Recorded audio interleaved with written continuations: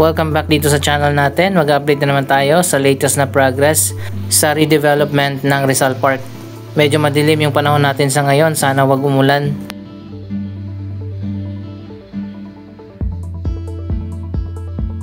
At nandito na agad tayo sa harap ng Rizal Park. Dito yan sa may eastern side sa may Taft Avenue. Eto na ngayon ang latest na progress sa ginagawa na bagong perimeter wall.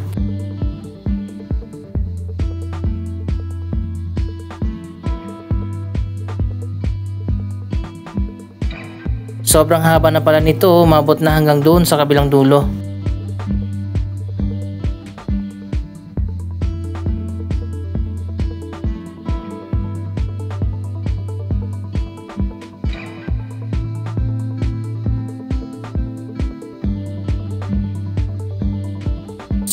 Yung sinasabi ko dati na isa pang bagong entrance ay tapos na.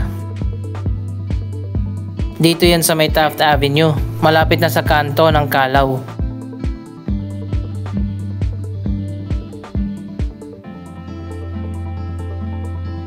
So ayun guys, ito na yung bagong walkway papasok dito sa bagong gate.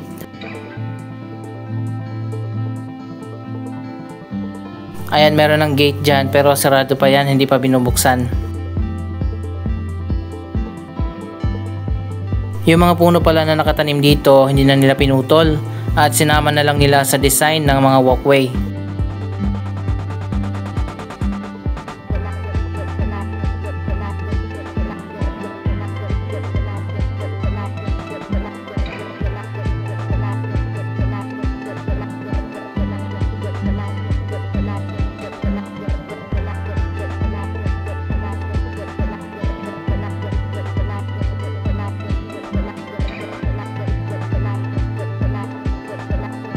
Ongoing pa rin dito sa harap yung ginagawa na bagong perimeter wall.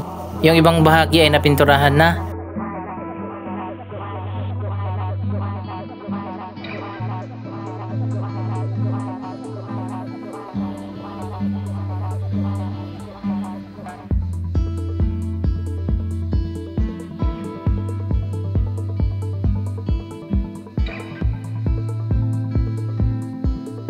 Kapag nagawa na yan, magtatanim na ng mga halaman.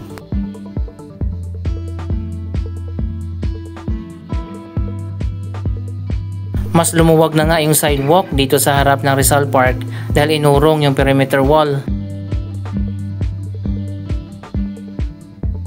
Sa ngayon 4 na ang bagong gate na binuksan dito sa eastern side ng Rizal Park.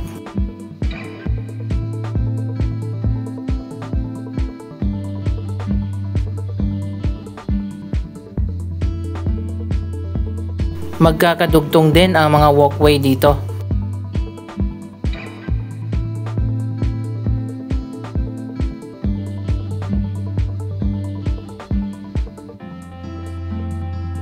Dito naman sa side na to, tapos na yung landscaping.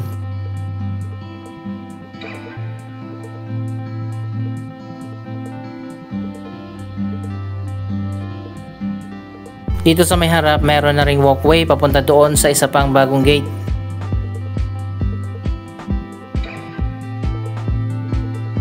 Pabago-bago yung panahon natin, umuulan habang may araw.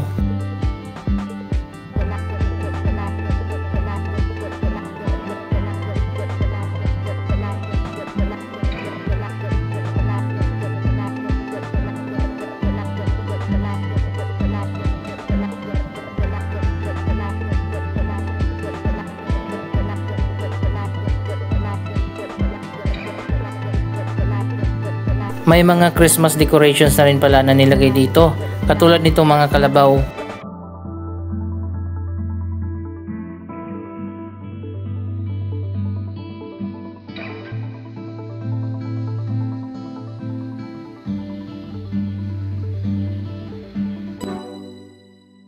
Pero doon sa gitna nilagay yung mga parol.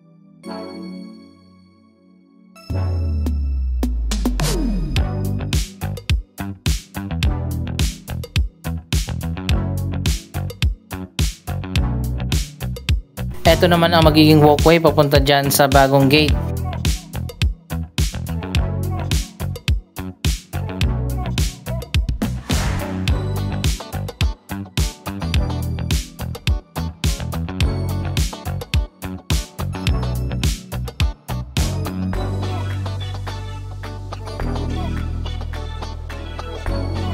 May isa pang bagong gate na ginagawa dito sa may Calao din, dito sa harap ng National Museum of Natural History.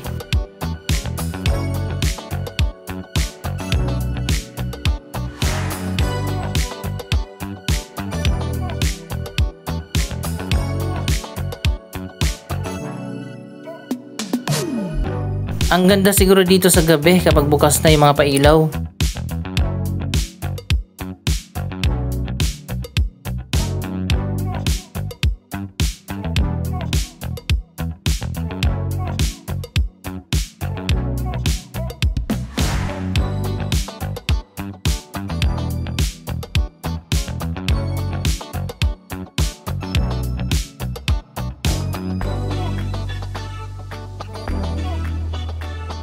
Ito na nga yung isa pang walkway papunta dyan sa bagong entrance na ginagawa sa may kanto ng Calao.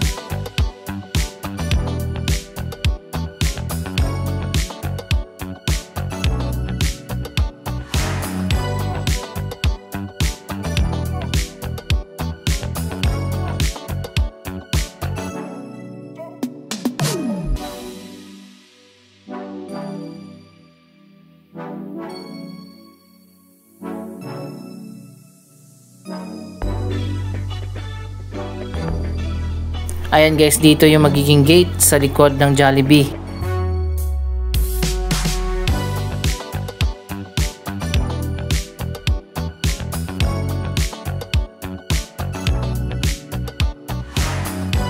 Ang ganda na ng grass dito sa kabilang side.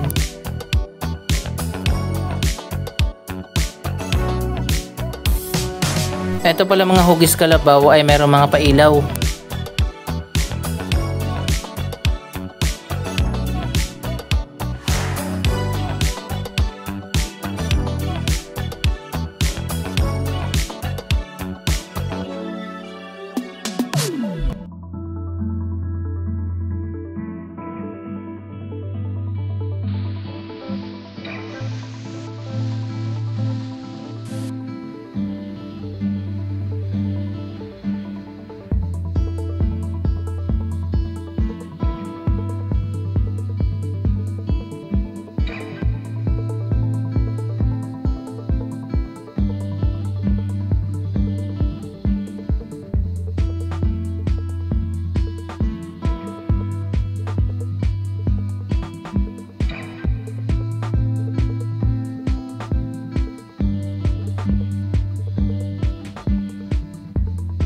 May isa pang bagong gate na natapos na rin dito naman sa likod ng National Museum of Anthropology.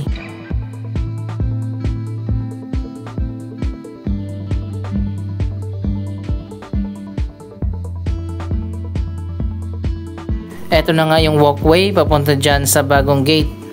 Tapos na yan pero hindi pa binubuksan. Pagtawid mo dyan, diretso ka na sa may entrance ng Intramuros.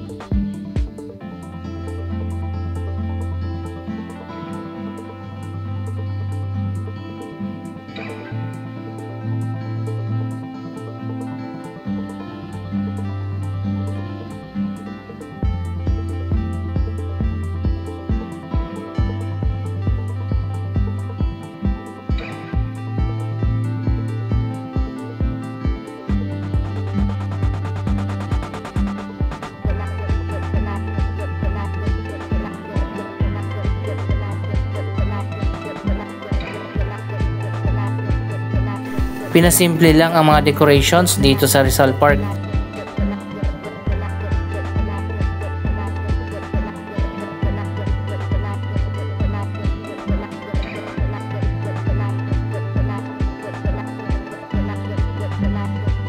Yung isang access road dito sa kabila tapos na pero hindi pa binubuksan.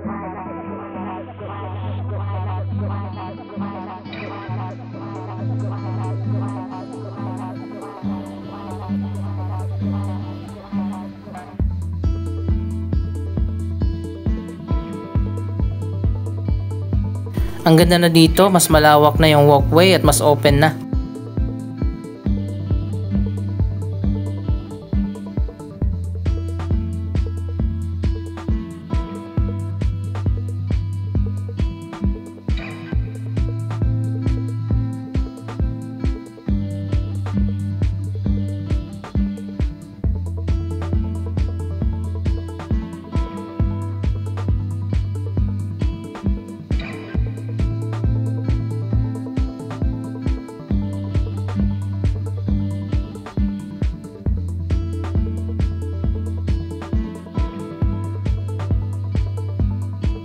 Dito na nga inilipat ang Lapu-Lapu Monument.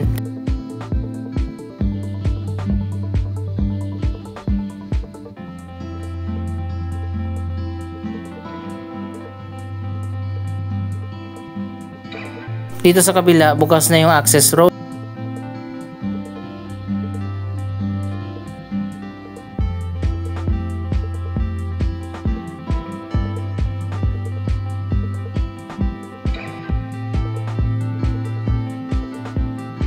Tawid naman tayo dito sa kabila sa may Central Park.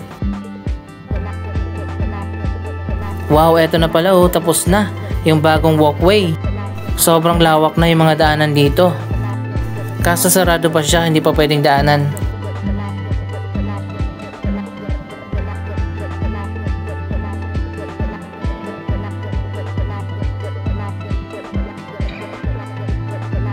Hindi na nila binago yung dating design ng Rizal Park, katulad ng mga upuan. Yung mga walkway lang ang nilawakan nila.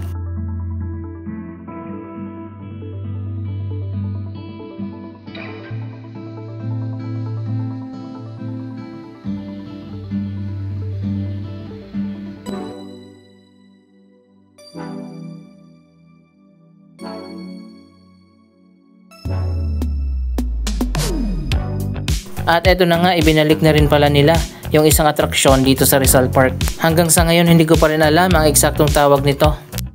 Parang mga lamppost na magkakatabi.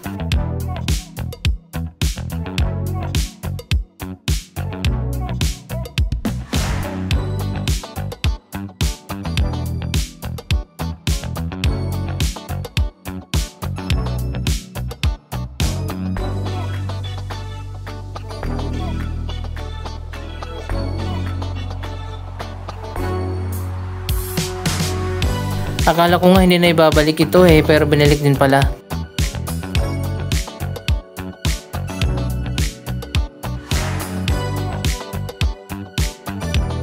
Mas pinaganda na nga yung mga walkway dito.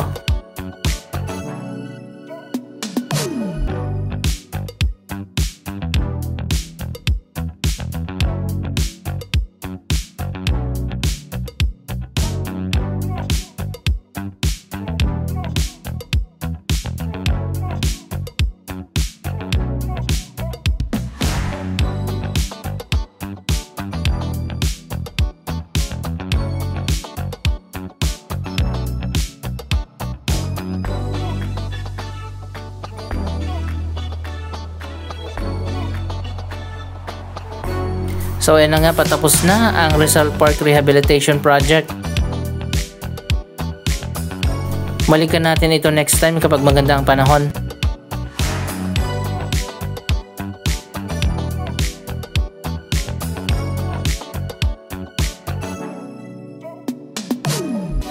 Pati pala dito sa loob may bago ng walkway at gate. Ayan, diretso din yan papunta ng Intramuros.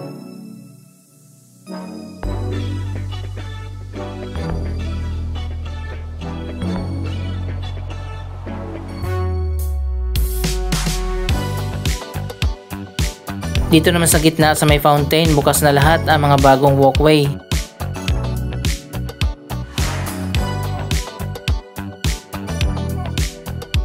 Sobrang lakas na ng ulan.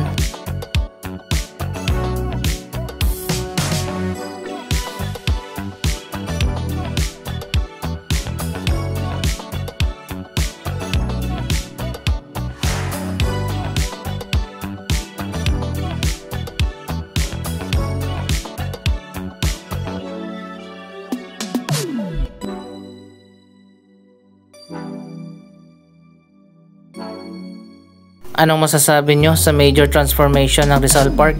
Mag-comment lamang dyan sa baba ng inyong mga reaksyon. Maraming salamat sa inyong panonood. Huwag kalimutan na i-like, i-share ang video ito at mag-subscribe. Thank you for watching!